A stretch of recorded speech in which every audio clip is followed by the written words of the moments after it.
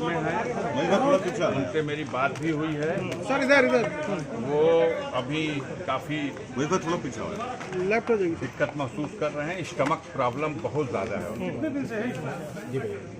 अब उनके अनुसार 19 तारीख को उन्हें खाने में जहरीला पदार्थ मिला के खिला दिया गया और तभी से वो ये प्रॉब्लम महसूस कर रहे हैं। अब वो चरम पर पहुंच गया तो कल ये स्थिति थी। शायद लोगों को ये उम्मीद बन गई हो कि अब कहीं भेजने से भी बचना तो है नहीं, लेकिन अभी उनकी हियात है।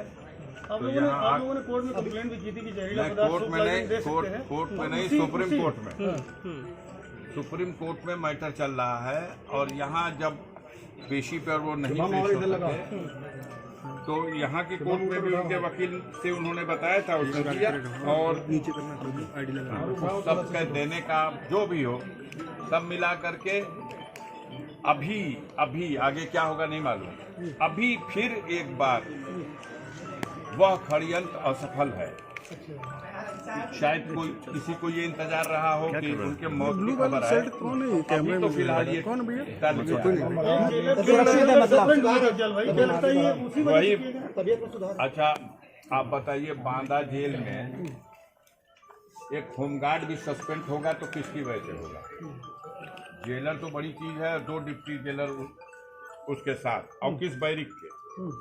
इसी मेडिकल कॉलेज में इससे पहले भी लगभग 40 दिन पहले इसी तरह का मामला आया था। जो खाना चेक करके परोसता था उसको खत्म कर बीमार पड़ा, उसको भी हॉस्पिटलाइज किया गया। एक डिप्टी जेलर भी बुरी तरह से बीमार हुआ, वो भी खाना पकवाने का इंचार्ज था, वो भी मेडिकल कॉलेज तक एडमिट हुआ। इसका जिम्मेदार कौन हो सकता है? कौन है इसका जिम्मेदार?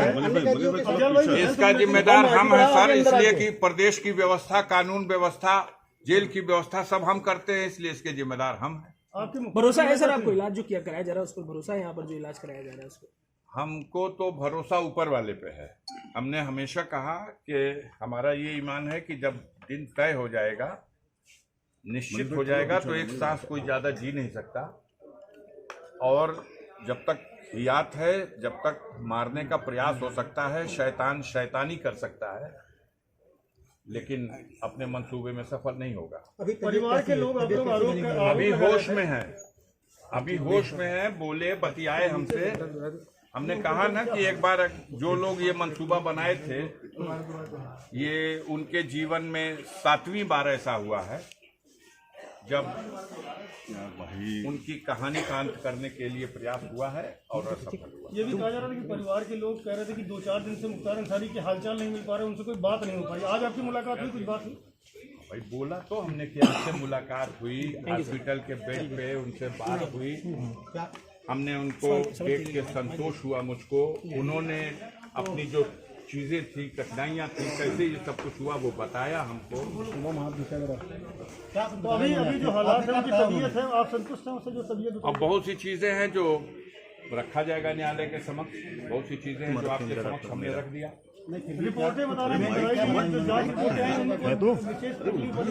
वही तो मेडिकल ब्रीफिंग जो आ रही है उसको देख के चलिए, उसके हिसाब से। कोई खास से मतलब क्या है?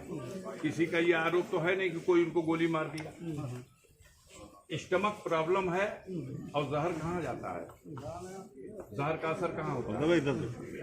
वो सब कुछ तो लगता है कि स्लो पॉइजन वाली बात आप कह रहे थे, उसी वजह से तबीयत बिगड़ी। हाँ, ये पुष्टि हो चुकी है। उन्होंने आपसे क्या कहा? मुख्तार भाई क्या कहा? वो उनके अंदर एक, हमको देखने के बाद एक ऊर्जा, आत्मबल महसूस हुआ। हिम्मत दिला सकते थे एक दूसरे को, और क्या कर सकते थे? अच्छा, यहाँ हम और क्या कर सकते हैं उनको? नहीं, लेकिन उन्होंने कहा होगा ना।